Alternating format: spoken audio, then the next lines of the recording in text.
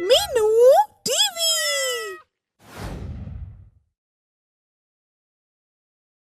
रामपुर नाम का एक छोटा सा पहाड़ी कस्बा था। इसमें कई प्राकृतिक झीलें और उद्यान थे, इसीलिए यहाँ बहुत से पर्यटक घूमने आते थे और उनके ठहरने के लिए कई गेस्ट हाउस और होटल बने हुए थे।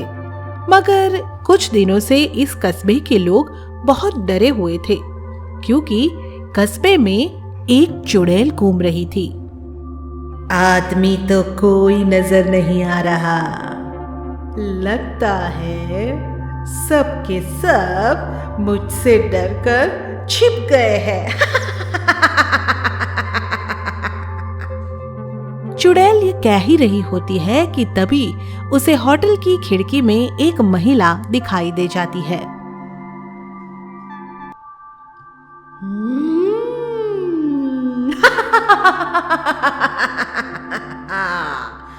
आज तो तुझे मेरे हाथों मरना है। मैं बिजली वाली चुड़ैल हूँ और सबको बिजली से मारती हूँ। नहीं नहीं नहीं, मुझे मत मारो, मैंने तुम्हारा क्या बिगाड़ा है? जैसे मुझे मारा वैसे ही मैं सबको मार दूंगी, समझी?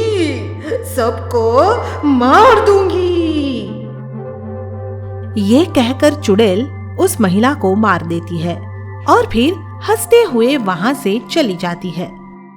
फिर अगले दिन दो आदमी झील में नौकायान कर रहे होते हैं, तो एकाएक चुड़ैल उनके सामने आकर बैठ जाती है। मैं बिजली वाली चुड़ैल हूँ और तुम्हें मारूंगी मैं तुम्हें। मैं तुम दोनों को बिजली से मारूंगी। नहीं नहीं, हमें मत मारो। क्यों ना मारो? हैं? क्यों ना मारो? क्योंकि हम तो बाहर से आए हैं, हम यहाँ के नहीं हैं, इसीलिए तुम हमें नहीं मार सकती।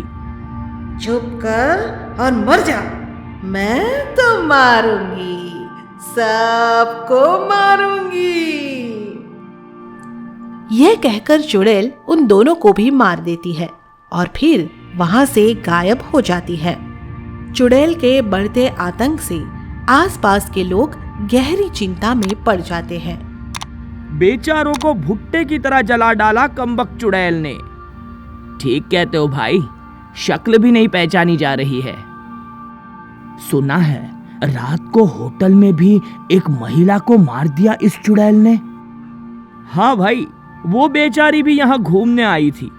अगर लोगों को ऐसे ही मारती रही तो देखना, लोग यहाँ घूमने के लिए आना ही छोड़ देंगे। पता नहीं हमारे शहर को इस जालिम चुड़ैल से कौन बचाएगा। इस तरह कुछ दिन बीत जाते हैं और फिर एक दिन एक खूबसूरत और नौजवान साधु इस कस्बे में घूमने आता है। भाई, कोई ऐसा रूम देना जिसके आसपास शांत वातावरण हो। देखिए महात्मा जी, रूम तो हम आपको जैसा चाहिए देगा, पर आपसे एक विनती है कि रात होने पर बाहर बिल्कुल भी मत निकलिएगा और अपना रूम का सब दरवाजा और खिड़कियां जरा ध्यान से बंद कर लीजिएगा। क्यों, कोई खतरा है क्या? अरे बाबा, खतरा नहीं, महा खतरा है। यहाँ चुड़ैल है, समझा क्या है? चुड़ैल है बाबा, और जो भी उसे मिल जाता बिजली से जलाकर मार देता है। मैनेजर की बात सुनकर साधु बस मुस्कुराता है और फिर अपने रूम की तरफ चला जाता है। साधु के इस तरह चले जाने पर मैनेजर उसे देखकर बड़बड़ाता रह जाता है।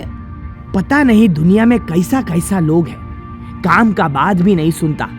साधु है, कोई गॉड थोड़ी ना है। चुड़ैल का हाथ लग गया तो बच्चू हमेशा के लिए मुस्कुराना भूल जाएगा। इस तरह मैनेजर साधु को चुड़ैल के बारे में बताकर उसे सावधान भी करता है, मगर साधु उसकी बात पर ध्यान ही नहीं देता और फिर देर रात गेस्ट हाउस के बगीचे में टहलने के लिए निकल जाता है। मगर तभी उसके पीछे चुड़ैल आकर खड़ी होती है। आ गई हूं मैं। मैं बिजली वाली चुड़ैल साधु। साधु, आज तू भी मरेगा। मैं तुझे भी मार दूंगी।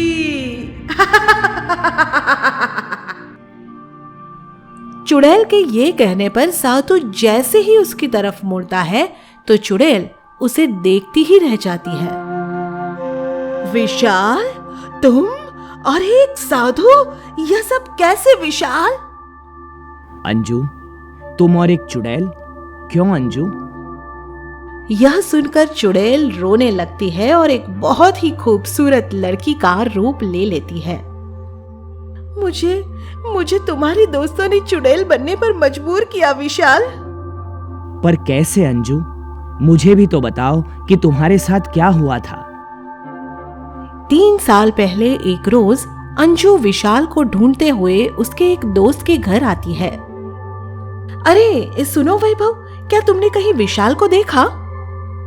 देखना क्या था अंजू, विशाल तो हमारे साथ ही है, बस कुछ देर के लिए बाहर गया है।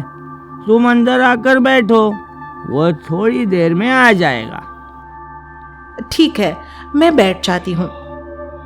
इस तरह अंजू घर के अंदर आ जाती है और फिर शराब के नशे में वैभव और उसके साथी अंजू के साथ गलत हरकतें करने पर उतर आते हैं।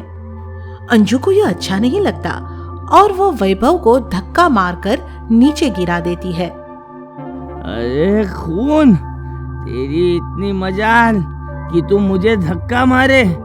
मैं आज तुझे जिंदा नहीं छोड़ूंगा।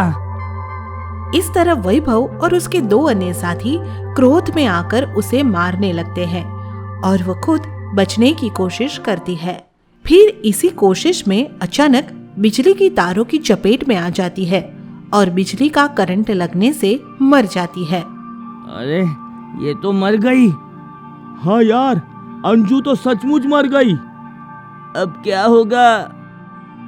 उसके यह कहते ही अंजू अचानक चुड़ैल बन जाती है। अब तुम्हारी मौत होगी कमीनो, क्योंकि तुमने मुझे चुड़ैल बना दिया है। उसके बाद चुड़ैल बनी अंजू उन्हें भी बिजली का करंट देकर मार देती है और फिर वहां से निकल जाती है, मगर उसका क्रोध अभी शांत नहीं हो पाता।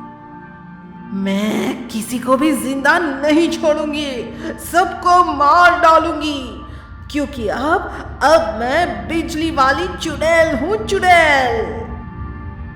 अंजू, सच में ही तुम्हारे साथ बहुत बुरा हुआ, मगर उससे भी बुरा तो ये है कि तुम चुड़ैल बनकर निर्दोष लोगों को मार रही हो। यह सुनकर अंजू फिर से चुड़ैल बन जाती है और गुस्से में भरकर कहती है, लोगों को तो मैं मारूंगी और इस शहर के सारे लोगों को मार दूंगी। तुम यहाँ से चले जाओ विशाल। नहीं अंजू, मैं तुम्हारी आत्मा को शांत किए बगैर यहाँ से नहीं जाऊंगा। तुम मेरे पास आओ अंजू। नहीं विशाल, नहीं, मैं तुम्हारे निकट नहीं आ सकती।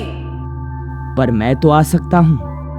यह कहकर विशाल यानी साधु चुड़ैल की तरफ बढ़ता जाता है और फिर जैसे ही उसके निकट पहुंचता है वह जलकर भस्म हो जाती है।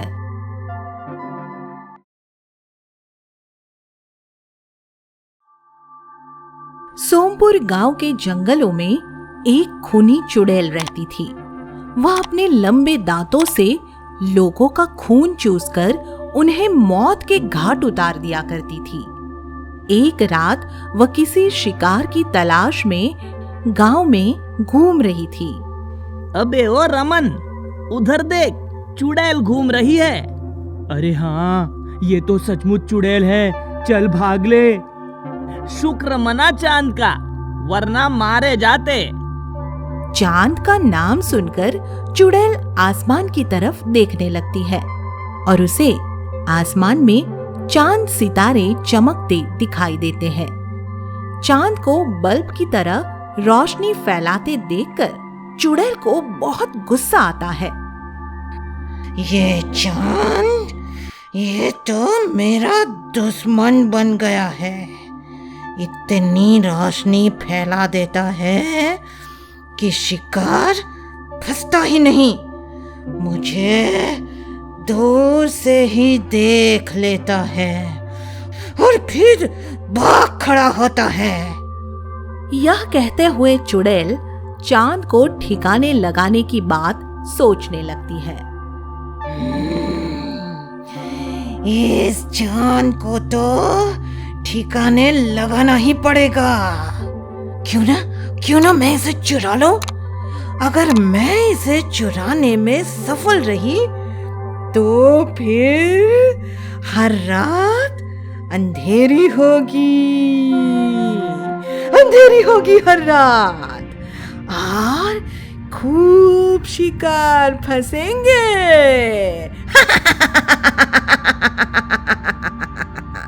और लोगों का खूब खून पीऊंगी।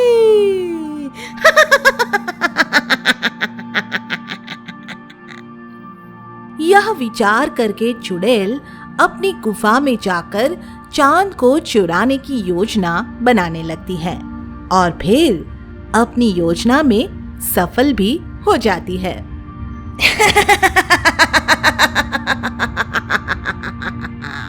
मैंने चांद को चुरा लिया।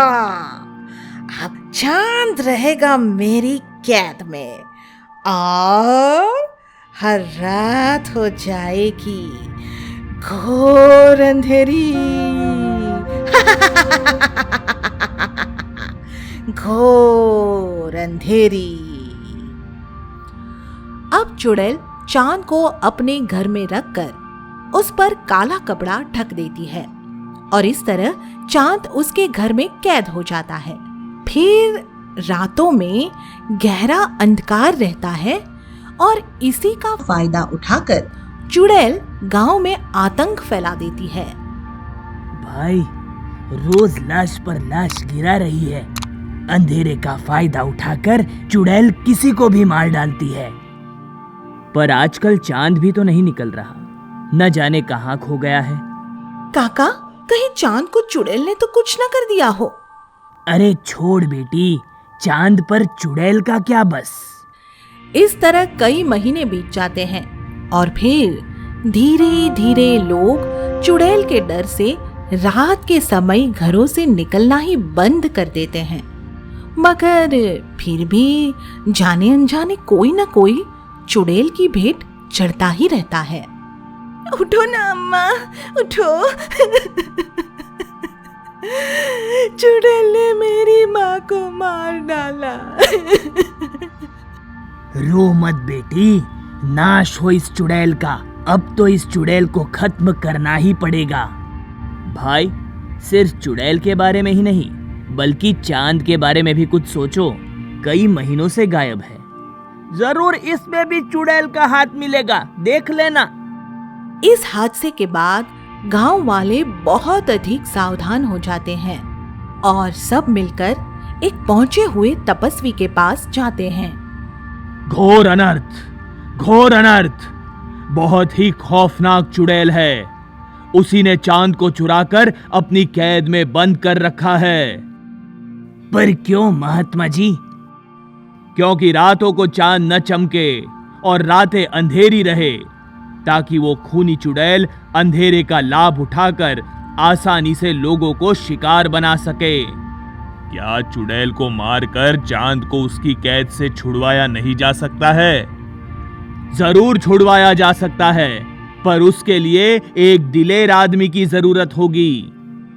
आप जो कहेंगे मैं करूंगा, बस आप ये बताइए कि करना क्या है। कल रात 12 बजे के बाद चुड़ैल अपनी गुफा से बाहर होगी। तुम्हें उसकी गुफा में घुसकर चांद के ऊपर से काला कपड़ा हटाना है। काला कपड़ा हटाने से क्या होगा? काला कपड़ा हटाने से चांद उसकी कैद से आजाद होकर खुद ब खुद आसमान में पहुंच जाएगा।